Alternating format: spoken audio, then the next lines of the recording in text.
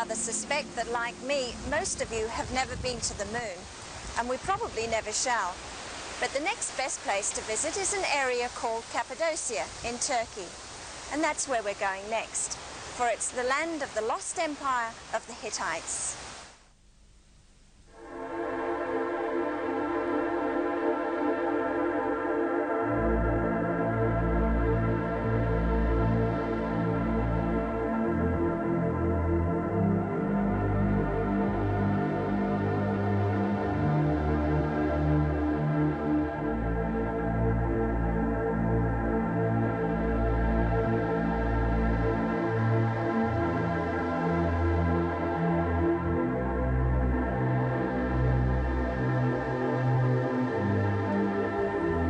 Well, how do you like these fairy chimneys, as they are called, with their hats set at all sorts of rakish angles? You just really wonder how the creator thought this one up, wouldn't you? Of course, you can tell me it's a natural phenomenon, and it really is. Actually, this was some soft stone that was laid all over this area, and then on top of that came a layer of lava, you know, a volcanic layer spread out all over here. And as the harder lava cracked and got worn away, then of course what was not covered by lava was also worn away. But where the lava still stood, then of course it was protected. And so here we have these fairy chimneys.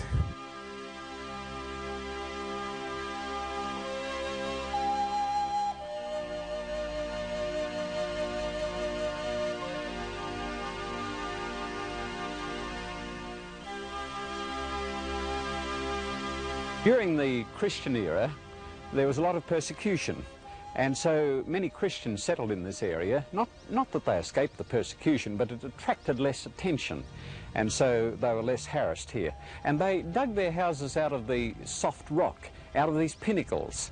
In fact, some people today still live in these houses that they dug, or build their own houses attached to them. I would say this is one of the better class houses. It is dug out of the cliff face, soft rock, easily cut into. You can see the pick marks where they have chiselled it out. And there are recesses where they could store food and other domestic items needed in the house. And there are niches where they could place their lamps to illuminate the inside of the house at night time.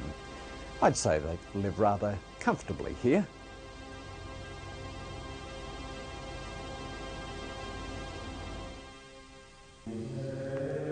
The Christians also carved their churches and chapels out of this soft rock and adorned the walls of them with very colourful frescoes.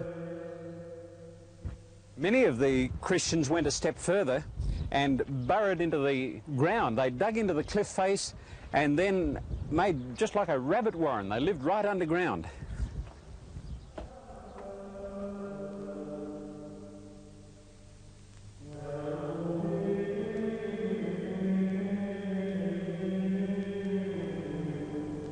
They burrowed down through this soft rock, their passages and staircases and housing rooms. You know, they went down 8 stories down below the ground surface.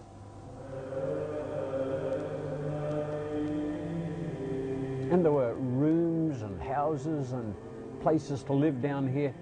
You were at least close to your neighbours.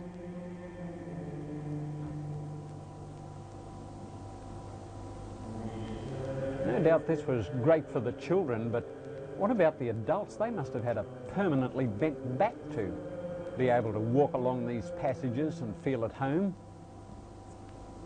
I suppose they were used to it. Of course, they lived here during the night and evening. Daytime, they went out and looked after their fields.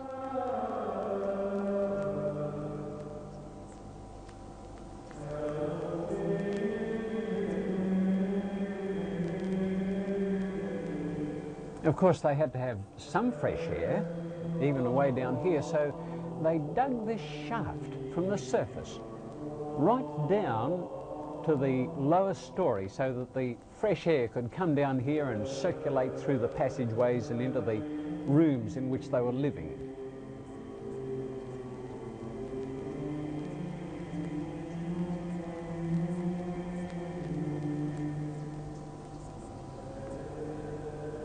But I'm still not sure that this is where I would really like to live.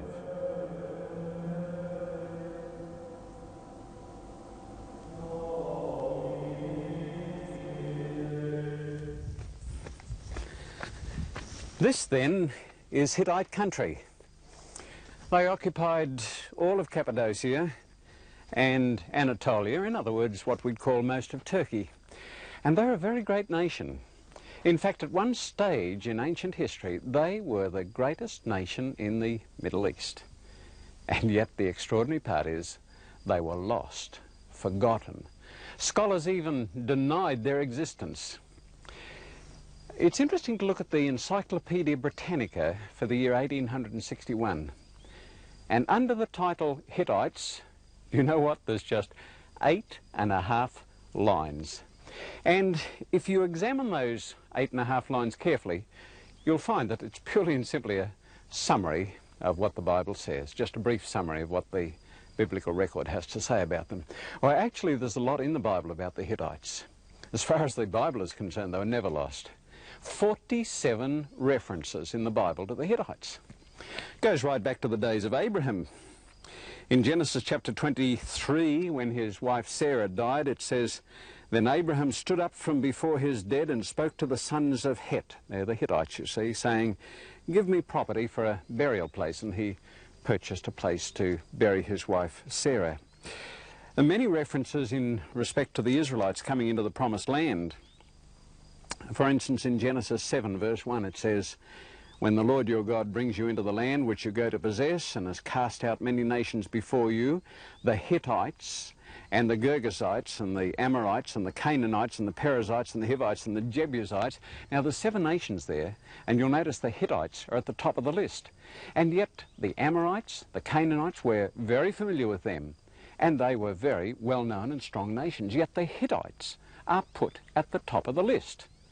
Now there's another verse that should have caused the scholars to do a little deep thinking on, and that's in 2 Kings chapter 7 and in verse 6, where it says, referring to the Syrians besieging Samaria, and all of a sudden the besieging army packed up and fled. And what was the reason? Well, it tells us here. "For the Lord had caused the army of the Syrians to hear the noise of chariots and the noise of horses, the noise of a great army. So they said to one another, 'Look, the king of Israel has hired against us the kings of the Hittites and the kings of the Egyptians to attack us.'" Now, everyone knew that the Egyptians were very strong and powerful. But here it puts the Hittites ahead of the Egyptian army. Now, quite obviously, the Bible knew that they were a very powerful nation. And you've got these 47 references, and yet they were lost and forgotten. For a long time, the story of their discovery is a very exciting one. It's one of these long, drawn-out dramas, and I want to tell you all about that.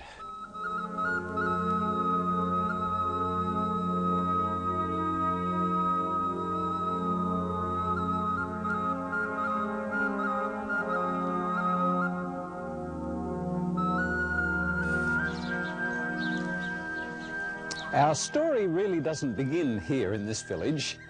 It began in the city of Hamath in northern Syria in the year 1810, when John Burckhardt, the man who discovered Petra later on, was visiting there, and he found built into a house some stones that had some strange writing on it. And he wrote later in his book called Travels in Syria of these stones. He said they were hieroglyphs, but they weren't Egyptian hieroglyphs. But of course he didn't know who was responsible for this strange writing, and he simply recorded it. Now the scholars should have picked it up, but I suppose there were so many other exciting things in his book, they just didn't notice this. So the next thing was in the year 1834, when Charles Texier was travelling through Turkey, and he was looking for a lost city, the lost city of Tavium, a Roman city. And he would go from village to village, town to town, and he would say, are there any ruins here? And he'd go and look at them to try and identify them as Tavium, you see. Well, when he came here, he asked his usual question, are there any ruins around here? And they said, yeah, sure, there are ruins here. There's plenty up on the hill. So up on the hill he went. What Texier saw here really made him gasp. There was this King's Gate, as it is called. It was partially buried in his day, of course, but in the front of it here, there is a figure that they thought was the king. Really looks like a prize fighter, you know, doesn't he? Actually, one of the Hittite gods. This is not the original. The original is in the museum. This one is simply a plaster cast, and it's rather badly worn. When I first came here, it was in very good condition. And then Texier went up on the wall, and what he saw there made him even more amazed. When Texier got up here, he could look along the wall and trace it going right up the hill there. You can see it at the top of the hill, partially reconstructed up there. And following it round, he found that altogether it was about 5 kilometres in circumference. Well, this certainly wasn't Tavium. It was far too big for that. But what was it? The locals couldn't tell him, and he didn't have a clue. So what was this place? The following year, 1835, a British explorer by the name of William Hamilton came on the scene, and he stumbled across a place called Archaeological. This is the entrance to Archaeological, and these sphinxes on the side here are very well carved, and these were obvious to William Hamilton when he first came here. There's one each side of this gateway. He couldn't identify them, he didn't know who was responsible for them, and he simply recorded them. Then in the year 1862, George Perrot came across this place. It's called the Nishan Tash, and here were some strange hieroglyphic characters which again were similar to the ones on the Haymat stones. And of course he couldn't identify who was responsible for these hieroglyphs, but he recorded them.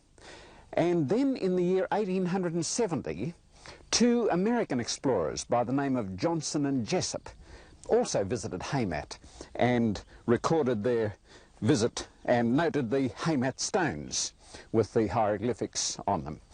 But then in the year 1872, a man of a totally different character came on the scene, and he was William Wright, who was an Irish missionary in Haymat. Now, he spoke the language, he understood the Arabs and the Turks, and he saw these stones and recognized their value. And what was more important, he was on very friendly terms with the Turkish governor, Subi Pasha. And so he went to the governor and said, look, it would be in the interest of the Turkish government to have these stones removed and sent off to the museum. And so Subi Pasha, being an enlightened man, agreed to that. And so next day he sent his soldiers along to start chiseling the stones out of the wall. And that is where the trouble started, because the locals regarded these not only as important stones in the building itself, and they didn't want the building spoiled, but they also had a superstition that these stones had magical qualities, especially for eye diseases, of which there was no shortage at that time. And so they violently objected. However, the army was on the governor's side, and they took the stones, took them back to the palace. Well, that night, whirling dervishes raced through the streets, stirring up the passions of the crowd, and they tried to storm the gates of the governor's palace. And William Wright, who was also there, was a little frightened inside. But the soldiers held out. Next morning, the governor received a delegation. And the delegation came in and stated their case. Now, what had made matters worse was during the night there had been a fall of meteorites, and these falling stars had really aroused the superstitions of the people. And so the delegation came in, and the governor listened to them, and finally, after their protests, he said, now let me see, did these falling stars kill anyone? And they said, no. And he said, did they kill any cattle or sheep? No. And he said, Did they damage any buildings? No. Ah, said the governor, then what better evidence do we have of Allah's good pleasure on what we have done? And with that choice bit of Eastern logic, the whole delegation came to an end. And the Haymat stones were removed to the Constantinople Museum, where they are today. In 1876, excavations were conducted at Carchemish.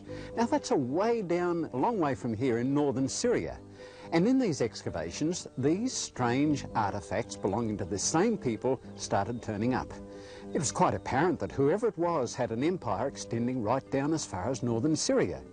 And during the next few years, artefacts were turning up all over Turkey, and the scholars were embarrassed because the public were asking them, listen, you fellas, this was a great empire, and you don't know who it was.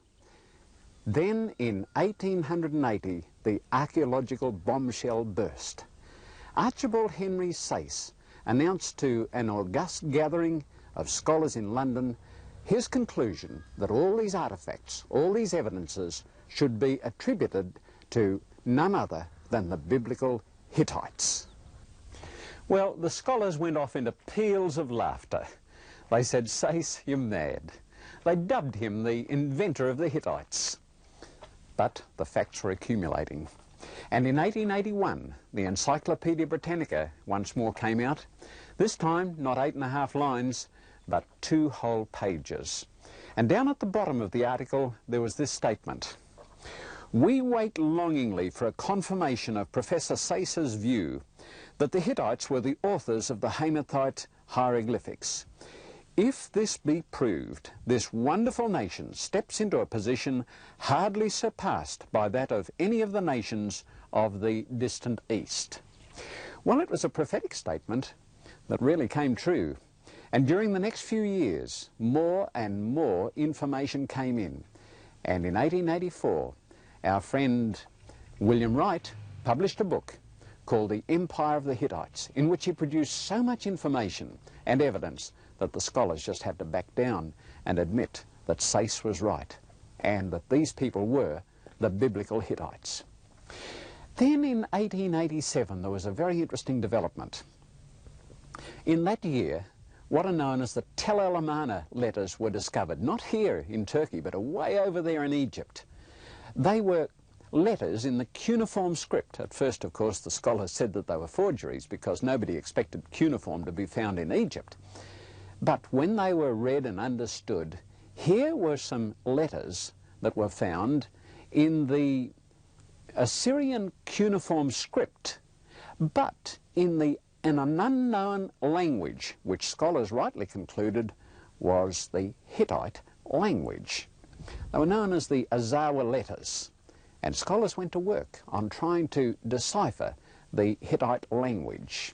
There was a scholar in 1902 by the name of Knudsen who concluded and announced that the Hittite language was actually an Indo-European language.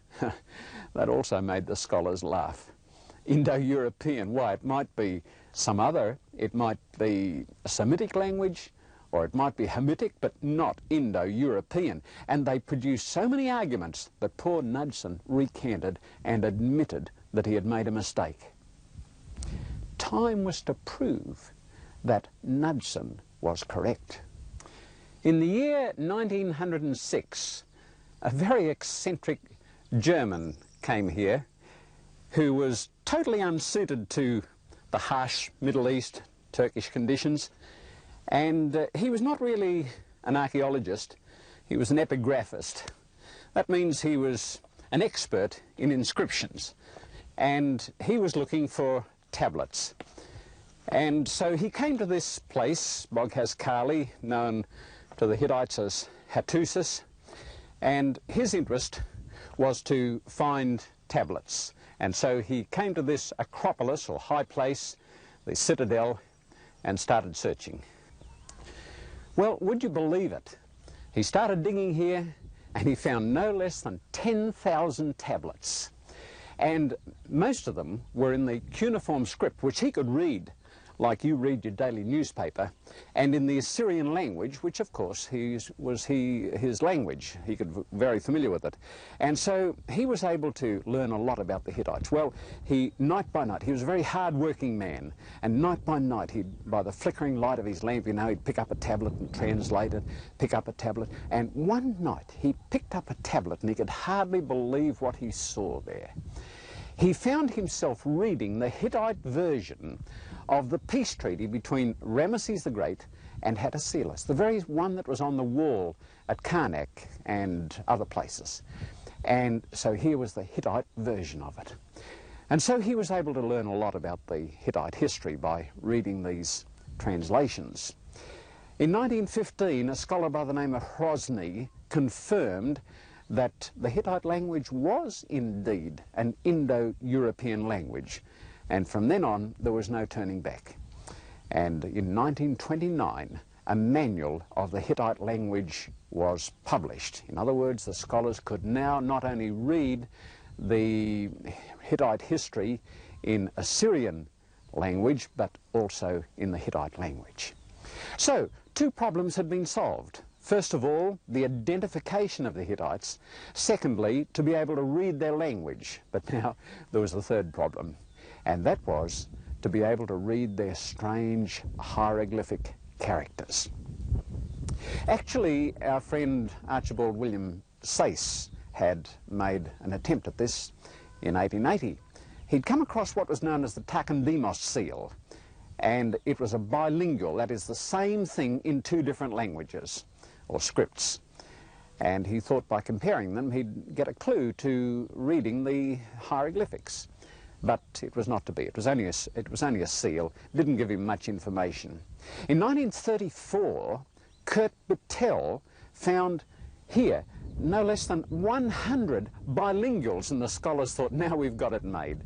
All these bilinguals, that is the same message in two different scripts, one readable, the other the hieroglyphs, will be able to do it. But they're only seals, and they all said more or less the same thing. And so once more they had the problem. And so the scholars had to work on this to try and find out how to unlock the Hittite hieroglyphs. The final breakthrough came from rather an unexpected quarter.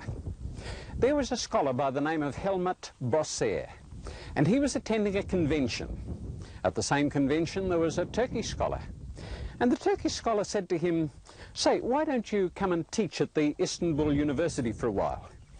And so Bosser said, well, why not? And so he finished up at the Istanbul University. Well, during the holiday period, Bosser decided to do some excavating, and he took a team down to a place called Karatepe. And there they did a season of excavations, found a lot of interesting things. On the last day, when everyone was packing up their tents and goods and chattels, Bosser just did a little wandering around on his own account, and he saw a stone protruding from the ground. He did a little scraping, and he was very excited to discover that it was a slab of stone on which there was a Phoenician inscription.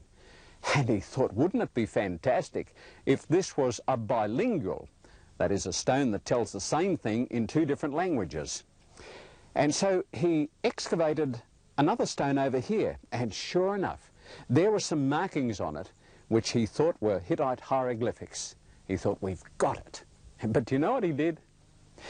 He just filled it all in, left it there, didn't say a word to anybody, just went back, packed up. Next morning they went back to the university.